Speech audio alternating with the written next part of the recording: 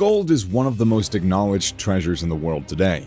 A city full of gold is said to be full of wealth. The amount of gold the city has will determine how wealthy the city is, but I mean, that's all obvious. But do you know of any city that is full of gold, like literally? Have you heard of Teotihuacan? Well, when we talk about gold, Teotihuacan is the first place to check. And if you want to know why, I would advise you to stay with me till the end of the video, as I'm going to be taking you on a personal, private golden tour. But before we proceed, all the normal stuff, if you'd like to subscribe to the channel, now would be a great time to do so. We're about to hit 100,000 subscribers. Ooh.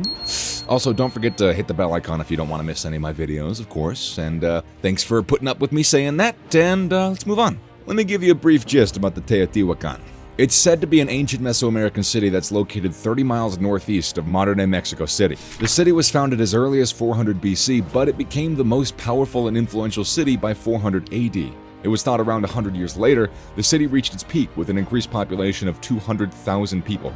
Although this city was abandoned for centuries before the Aztecs discovered it in the 1400s and named it Teotihuacan, which means the place where the gods were created.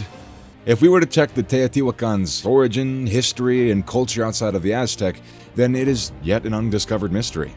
So, who built this city? Well, that's still unknown, but there have been many speculations about that.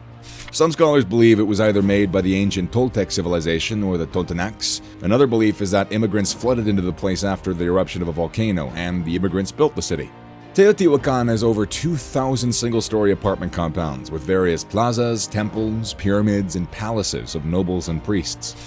The structure of the city is both unique and prominent. For instance, you can check out the Temple of Quetzalcoatl, the feathered serpent, the Pyramid of the Sun, the Ciudadela, the Citadel, and the Pyramid of the Moon. In Aztec and other places in ancient America, gold carries a very symbolic and spiritual meaning in the locality, to the extent that the word gold in Nahuatl, the dialect of the Aztecs of Mexico, is a dialect Teotihuacan, which is interpreted as the excrement of the gods. In that place, gold is linked to leadership power, riches, authority, and status. He had sole control over gold mines and workshops within his territory. Only the emperor can give gifts in the form of gold, and such gift is often given to the soldiers who protected the region and the rulers in order to maintain peace. Even though gold is symbolic in Aztec, it can only be helpful to women when made into jewelries of any spiritual image that they adore. Aside from this, it is also useful for funerary and to respect members of the society. Gold was used to decorate royalties' homes. This fact was ascertained by early explorers who discovered the entire rooms of illustrious royal residences of the Aztecs, which were decorated with gold and silver. I can imagine just how heavenly that would be. I mean, I'm sure their toilets are even golden. So, have you thought about what the whole genesis of Aztec gold is? Well, the Aztec gold was mined in portions of Oaxaca and Guerrero that were under Aztec rule. The Aztec kingdom received raw gold in the form of dust and nuggets. And not just that, the rulers of the lands presented the Aztec emperor with gold offerings as a form of tribute. It was prevalent for gold workers from Oaxaca to travel to the Aztec capital and then work as goldsmiths at the time. Gold was always mined in the region that extended south from modern-day Mexico to northern Argentina, Bolivia, and central Chile during the late 15th century, when major European powers such as the Spanish flocked to the Americas.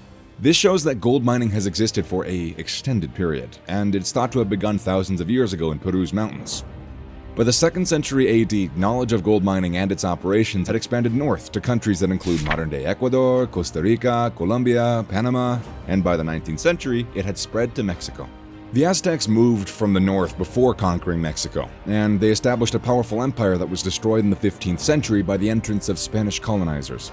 The Aztecs had substantially more gold and of a higher quality, quote-unquote, than most other communities and kingdoms in the surrounding areas during the height of their empire's success. So most of the gold is said to have come from the lands they occupied, with some being traded for other commodities that they created. It is also believed that the Aztecs, during their migration south, passed through locations where gold, silver, and copper could be found in enormous numbers, where the natives had no regard for the precious metals. The Aztecs mined their gold in a wide variety of ways. Placer mining was the most frequent method, in which sand from a riverbed was washed into a specific container, forcing the gold particles, which have a much higher density, to settle at the bottom. This is the most popular method for people all around the world to retrieve gold, and the early Aztecs also used it. This mining method was used mainly in rivers in modern-day Mexican states of Oaxaca, Guerrero, and Michoacan. The Aztecs then used the running water to wash gold from river sands and rocks. Evidence of highly complex sluicing operations had also been discovered in the Aztec-occupied land, so it's not unexpected given the amount of gold that they were able to collect. Gold would be washed downstream during the rainy seasons, and then trapped in the stones, and then dug out during the dry seasons. According to the archaeological findings, early miners dug and processed gold from hard rock sources and also ancient river systems. Construction worker discovered a gigantic bar of gold while excavating the construction of a new building in Mexico City. Yeah, archaeologists have now proved that Spanish conquistadors stole this gold slab from the Aztecs in the 16th century. At that period, many Spanish soldiers drowned when their ships sank in a now dried-up canal that fed into Lake Texcoco on the night, dubbed La Noche Triste, or the Night of Sadness in Spanish. And many of the Aztec riches that they were carrying sank with them, including this massive golden bar. So in 1988, while digging for the construction of a central bank in Mexico City, a construction worker discovered that golden bar, which weighed 4.25 pounds. But there had been some argument whether the gold bar actually belongs to the Aztecs. Well, a team of researchers from Mexico's National Institute of Anthropology and History and the National Autonomous University of Mexico recently used X-rays to examine the gold bar so that they could uncover the actual answer. They uncovered that the gold's composition, roughly 76% gold, 21% silver, and 3% copper, matched that of the other gold pieces recovered by the INAH's Templo Mayor project, an excavation of Tenochtitlan's central temple. As a result, you'll probably agree that gold most likely belonged to the Aztecs. According to that statement, the gold bar matches elements found near the goddess Tlaltecutli's monolith at a temple, indicating that it was cast at around the same time, between 1519 and 1520.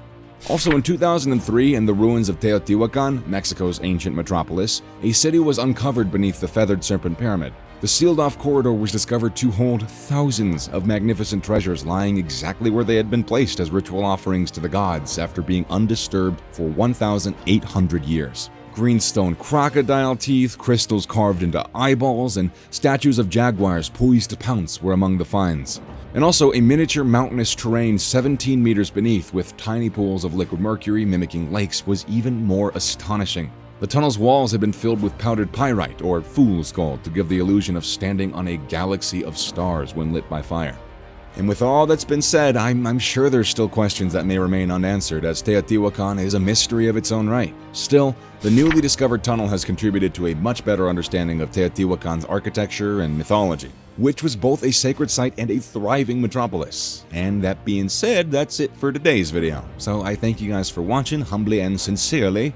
And yeah, if you could give this video a like, that'd be pretty chill, as the youngins say. And don't forget to subscribe to our channel and smack that bell icon, as the youngins also say. Yeah, anyways, so you get notified when we post new videos. That being said, later.